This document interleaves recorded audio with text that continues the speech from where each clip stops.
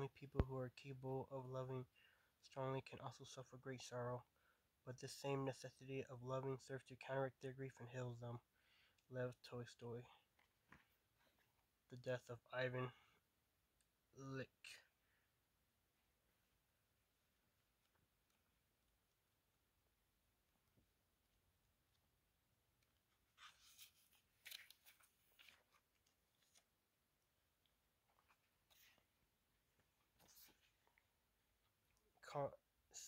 Incessantly gnawing at him and irresistibly drawing him away was a very agreeable subject for chess.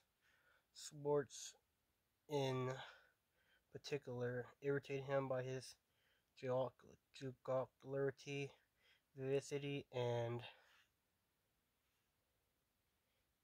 savoir-faire, which reminded him of what he himself had been 10 years ago.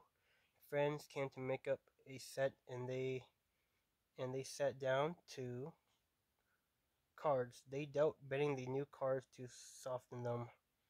And he sorted the diamonds in his hand and found he had 7. His partner said no trumps and supported him with 2 diamonds. What more could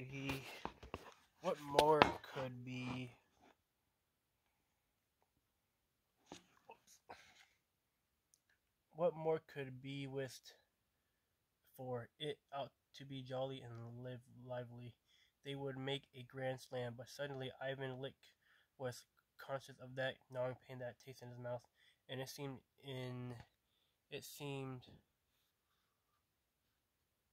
ridiculous that in such circumstances he should be pleased to make a grand slam.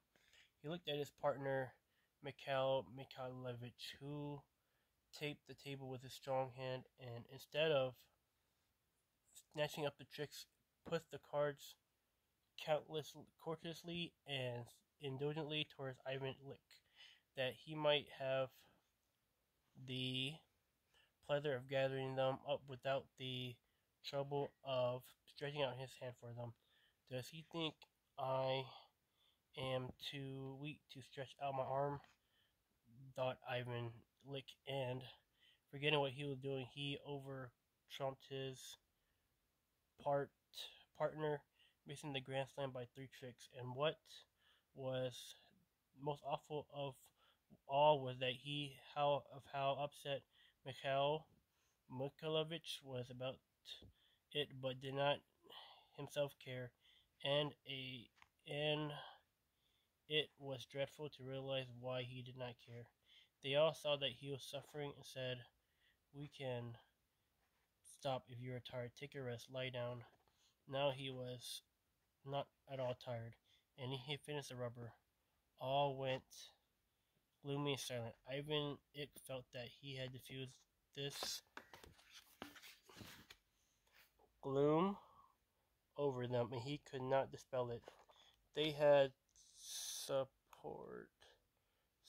supper and went away. Ivan Ilych was left alone with the consciousness that his life was poisoned and was poisoning the lives of others, and that this poison did not weaken but penetrated more and more deeply into his whole being. With this consciousness, and with physical pain beside the terror, he must go to bed, often to lie awake the greater